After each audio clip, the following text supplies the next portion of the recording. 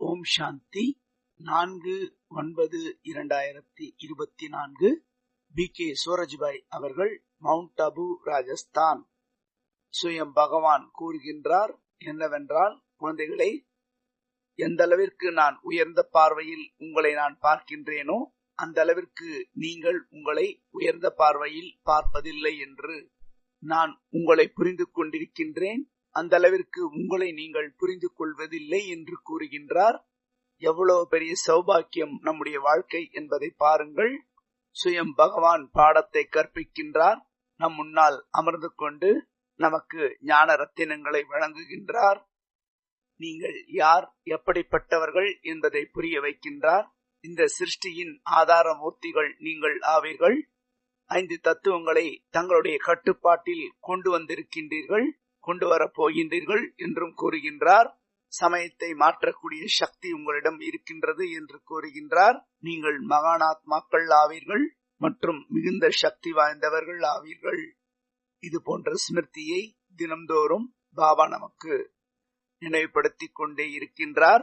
உங்களுடைய தூய்மையில் எவ்வளவு சக்தி இருக்கின்றது என்பதை பாருங்கள். உங்களுடைய தூய்மை, உங்களுடைய வைப்ரேஷன், உங்களுடைய ஒவ்வொரு கர்மம் எவ்வளவு மகத்துவம் வாய்ந்தது என்பதை பாருங்கள்.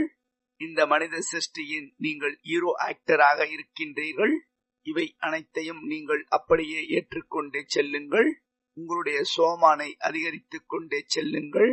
இச்சமயத்தில் இவை அனைத்தும் நமக்கு மிகவும் அவசியமாக இருக்கின்றது. இந்த சிருஷ்டியில் நம்முடைய பாகம் மிகவும் முக்கியத்துவம் வாய்ந்ததாகும். இந்த பூமியில் நாம் வந்திருப்பதே முழு உலகத்திற்கும் நன்மையை செய்வதற்காகத்தான். நம் மூலமாக நன்மைகள் ஏற்பட்டுக் கொண்டே இருக்கின்றது. நம்முடைய யோகம் முழு உலகத்திற்கும் மிகப்பெரிய சக்தியாகும். நம்முடைய சுபபாவனை, நம்முடைய சன்ஸ்காரம் முழு உலகத்தையும் தூய்மையாக்குவதற்காக, மாற்றி அமைப்பதற்காக மிகவும் முக்கியத்துவம் வாய்ந்ததாகும்.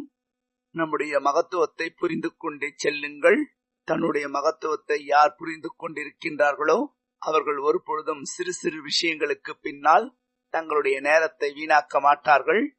எப்பொழுதும் சிரேஷ்ட ஸ்திதியில் ஸ்திரமாக நிலைத்திருப்பார்கள். ஏனென்றால் அவர்களுக்கு தெரியும், தன்னுடைய மகான் ஸ்திதியின் மூலமாக முழு உலகத்திற்கும் நன்மை ஏற்பட்டுக் கொண்டிருக்கின்றது என்று. நாம் இந்த கல்ப விருட்ச மரத்தின் வேறாக இருக்கின்றோம். நம்முடைய ஒவ்வொரு எண்ணங்களுடைய வைப்ரேஷன் ஒவ்வொரு இலைகளையும் சென்றடைகின்றது.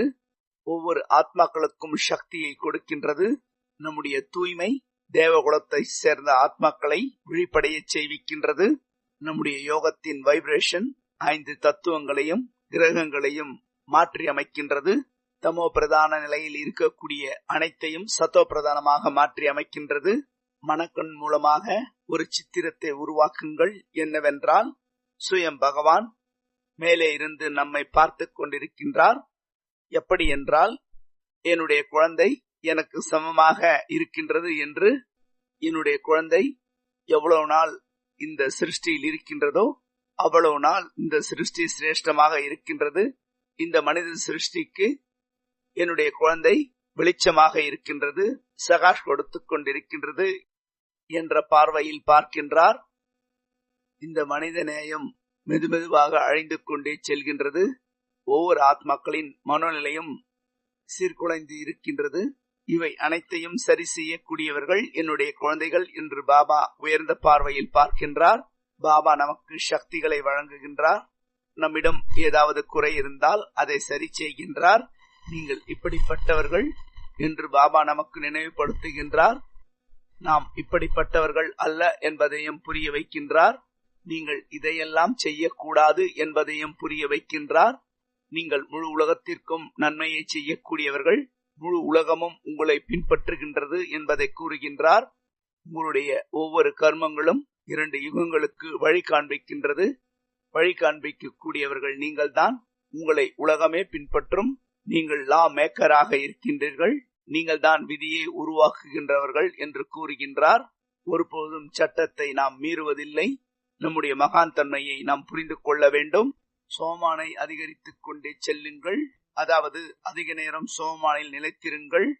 எந்த அளவிற்கு புத்தி தூய்மையாகின்றதோ, எந்த அளவிற்கு புத்தியில் தெய்வீக தன்மை அதிகரிக்கின்றதோ, எந்த அளவிற்கு நினைவு சொரூபத்தில் இருக்கக்கூடிய அபியாசத்தை நாம் அதிகரிக்கின்றோமோ அந்த அளவிற்கு நம்மிடம் மறைந்திருக்கக்கூடிய ஞானத்தின் மகான் தன்மைகள் இயல்பாக வெளிப்படும். அதை நாம் நடைமுறை வாழ்க்கையில் பயன்படுத்தி கொண்டே செல்வோம். பாபா எப்படிப்பட்ட பார்வையில் நம்மை பார்க்கின்றாரோ அதே பார்வையில் நம்மை நாம் பார்ப்போம். மகானாக மாறிவிட்டு முழு உலகத்திற்கும் நன்மையை செய்து கொண்டே இருப்போம். ஓம் சாந்தி.